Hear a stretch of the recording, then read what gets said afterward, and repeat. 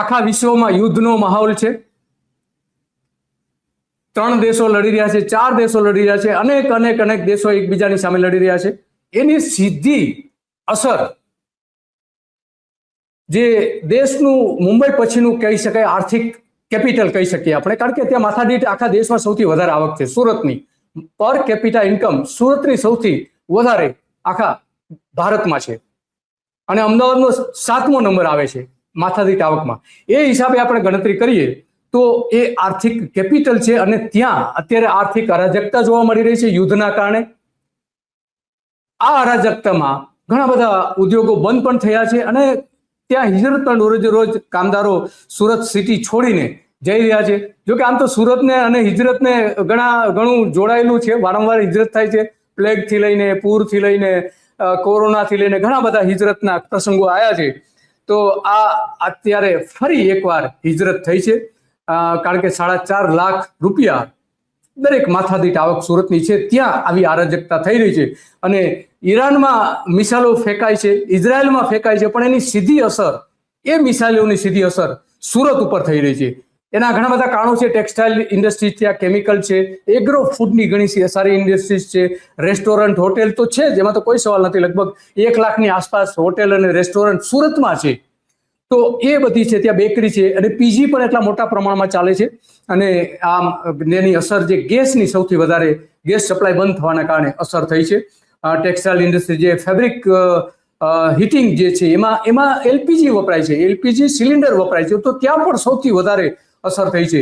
તો આ અલગ પ્રકારની ત્યાં અસર થઈ છે. લગભગ 400 જેટલી કાપડ મિલો જે છે એ અઠવાડિયામાં 2 દિવસ બંધ રાખવા માટે ત્યાંના એસોસિએશને નક્કી પણ કર્યું છે. જો કે સ્વૈચ્છિક છે, પણ મોટાભાગે બંધ રાખવી પડે એવી પરિસ્થિતિ, કારણ કે અત્યારે લગભગ 50% એકમો એવા છે કે જેને પોતાનું પ્રોડક્શન ઘટાડી દેવું પડ્યું છે અથવા તો બંધ પણ થઈ ગયા છે. તો આ અસર સૌથી વધારે ટેક્સટાઇલ્સમાં થઈ છે. અને બીજી સૌથી કોઈ અસર થઈ હોય તો એ ડાયમંડ ઉદ્યોગની થઈ છે. હજુ એની સીધી એટલી બધી અસર નથી દેખાતી, પણ અસર થઈ છે, કારણ કે ત્યાંનો જે દુબઈમાં જે નિકાસ થતો હતો માલ, ખાસ કરીને જ્વેલરી, તો એની પણ એટલા મોટા પ્રમાણમાં અસર થઈ છે. તો આ બધી જ બાબતોની આપણે વાત કરવી છે સુરતમાં, કે વાસ્તવમાં શું અત્યારે સુરતમાં ચાલી રહ્યું છે.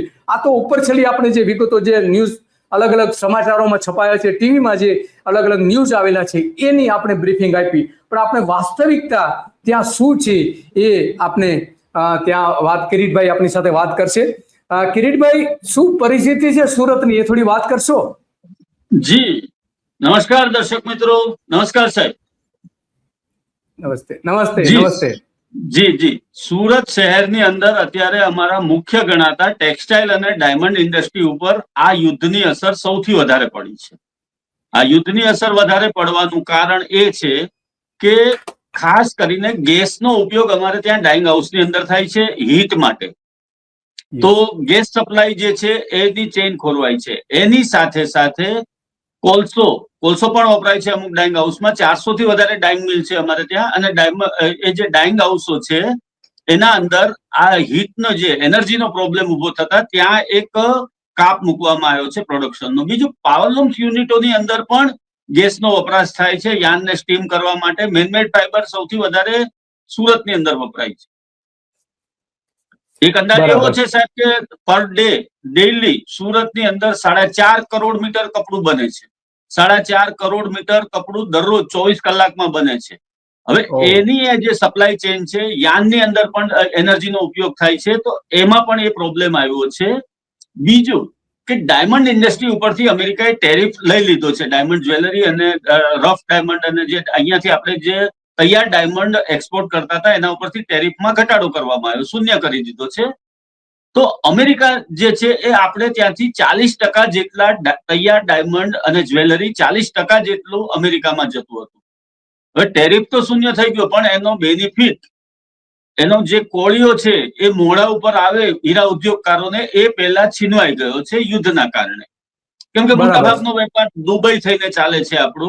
યુરોપના કન્ટ્રીઓની અંદર ને અમેરિકા, બધા જ પાર્સલો અહીંયાથી દુબઈ જાય, દુબઈથી ડિસ્ટ્રીબ્યુટ થાય છે. મોટા બાયર્સ જે છે એ લોકો દુબઈમાં બેઠેલા છે, ત્યાંથી બધું પરચેસ થાય છે, અહીંયાથી દુબઈ એક્સપોર્ટ થાય છે. દુબઈ એક્સપોર્ટ થયા પછી આ બધી જ વસ્તુઓ જે છે એની નિકાસ અમેરિકા સહિતના યુએઈ ની અંદર થાય છે, કે ઓસ્ટ્રેલિયા જવાનું હોય તો પણ ત્યાંથી જ કન્ટેનર જાય છે, અને ચાઇનાની અંદર પણ સપ્લાય ચેન ત્યાંથી જ છે. એટલે ડાયરેક્ટ આપણે દુબઈ હિટ થતા ઇન્ડસ્ટ્રી, ડાયમંડ ઇન્ડસ્ટ્રીને પણ આનો ફટકો પડ્યો છે. બીજી વાત, કે કાપડ અચ્છા ઉદ્યોગમાં પણ મોટા ભાગના ગલ્ફ અચ્છા કન્ટ્રીની અંદર કિરીટભાઈ, એક સુરતમાં મિનિટ પણ આપને એક મિનિટ આપને રોકીશ. ડાયમંડમાં કેટલી અસર છે? ડાયમંડમાં કારખાનાઓ બંધ થયા છે, હિજરત થઈ રહી છે, કે એને પ્રોડક્શન ઘટાડી દીધું છે? કયા પ્રકારની અસર છે ડાયમંડમાં, કઈ દેખાઈ રહી છે? જી, ડાયમંડની અસર, ડાયમંડની અંદર સાહેબ જે અસર છે એ એવા પ્રકારની છે કે એ લોકોએ પ્રોડક્શન ઉપર અત્યારે થોડો કાપ મૂક્યો છે. ઓકે. જે કારીગરો અને જે કારખાનેદારો ફૂલ પ્લેઝમાં ચાલતા હતા, કે કેમ કે ટેરિફ હટી જવાને કારણે એ લોકો એવું નક્કી કર્યું હતું કે ટેરિફ હટશે તો આપણો ઉદ્યોગ બરાબર ધમધમતો થઈ જશે. પરંતુ એ પહેલા જ આ યુદ્ધની પરિસ્થિતિ સર્જાય, એના કારણે એ લોકોના એક્સપોર્ટ અટકી ગયા છે, એ લોકોના પાર્સલ આવતા પણ નથી અને જતા પણ નથી. કરોડો રૂપિયાના પાર્સલ અત્યારે દુબઈની અંદર ફિટ થઈને પડ્યા છે, ત્યાંના હાઉસમાં પડેલા છે. એ પાર્સલો હવે કઈ રીતે સપ્લાય થશે આગળ, એનો એક સવાલ છે. બીજું કે ડોલરનું ફ્લક્ચ્યુએશન જે થયું છે, ડોલરમાં જે વધારો થયો છે, 94 રૂપિયાની આસપાસ આજે ડોલર પહોંચી ગયો છે, તો એની અસર પણ સીધી ડાયમંડ ઇન્ડસ્ટ્રી ઉપર એટલા માટે થાય છે કે આપણે ત્યાં તો જે રફ ડાયમંડ આવે છે એ ફોરેન થી આવે છે, બેલ્જિયમ થી આવે છે રફ ડાયમંડ, અને દુબઈ થી આવે છે, અને એનું પેમેન્ટ ઓલમોસ્ટ દર વખતે જે ચૂકવવાનું છે તમારે, એ તમારે ડોલરમાં પેમેન્ટ કરવાનું છે. હવે સમજી લો કે અત્યારે 94 રૂપિયાના ભાવથી જે રફ આવશે અહીંયા, એ રફ ભાવ તૈયાર થઈને અહીંયાથી એક્સપોર્ટ થશે, તો ત્યારે જ ડોલર 100 રૂપિયા હશે, તો એને તો જે પેમેન્ટ કરવાનું છે 100 રૂપિયા પ્રમાણે કરવાનું છે. એટલે આ જે ફ્લક્ચ્યુએશન ડોલરની અંદર ઓલમોસ્ટ 6 રૂપિયાનો વધારો થઈ ગયો છે, જે ખૂબ જ મોટી ચેલેન્જ છે. કેમ કે 90 દિવસ કે 45 દિવસની ટર્મ ઉપર તમે જયારે માલ લીધો, ત્યારે તમે જે પેમેન્ટ તમારે ચૂકવવાનું, તમે $85-87 ભાવે માલ લીધો છે, પરંતુ તમારે ચૂકવવાનું થયું ત્યારે રૂપિયાનો, ડોલરનો ભાવ 94 રૂપિયા થઈ ગયો છે. તો જે 7 રૂપિયાનો ગેપ છે, 7 રૂપિયાનો જે ગેપ છે, એ ગેપ ડાયમંડ ઇન્ડસ્ટ્રીને ગળે ટૂંકો આપી દેશે. ઇન્ડસ્ટ્રીના જે લોકો પેમેન્ટ ચૂકવવાનું હશે એમના માટે એની સપ્લાય, એનો પેમેન્ટની ચેઇન જે છે એ ખોરવાઈ જશે. બીજું, મોંઘો રફ આવશે, તૈયાર થશે, એના ઉપર લેબર ચડશે. લેબર ચડ્યા પછી પણ જે ભાવમાં રફ એમને મળી છે, કોઈ ગેરંટી નથી કે 3 મહિના પછી ડોલર 100 રૂપિયાને પાર કરી જાય, કે 98-99 રૂપિયા જે કઈ વધશે એ બધી લોસ આ લોકોની થવાની છે. પેમેન્ટ સમયે જે ડોલરના ભાવ હશે એટલા જ રૂપીસ એને ચૂકવવા પડશે, એ તો બહુ સ્પષ્ટ વાત છે. બીજું, કાપડ ઉદ્યોગ પણ ગલ્ફના કન્ટ્રીની અંદર સુરતમાંથી બહુ મોટા પ્રમાણમાં સિલ્કની એક્સપોર્ટ થાય છે. જોર્જેટ સિલ્ક, અહીંયાના જે બીજા ડ્રેસ મટીરિયલ છે, બુરખા છે, આ બધું ગલ્ફમાં જાય છે. એ બધું અત્યારે હેલ્ડઅપ થઈ ગયું છે. તો ટેક્સટાઇલ ઇન્ડસ્ટ્રીને પણ મોટો ફટકો છે, એની સાથે સાથે હીરા ઉદ્યોગને પણ મોટો ફટકો છે, અને એના ઉપરાંત જે ઉદ્યોગ અમારો સુરતનો પરંપરાગત ઉદ્યોગ છે, જરી ઉદ્યોગ, એના ઉપર પણ આ યુદ્ધની સૌથી વધારે ખરાબ અસર પડી છે. યુદ્ધના કારણે જે ઓરિજિનલ જરી અહીંયા બનાવતા વેપારીઓ છે, એ લોકોની પરિસ્થિતિ એવી છે કે આજે 70% યુનિટોની અંદર પ્રોડક્શન હેલ્ડઅપ થઈ ગયું છે.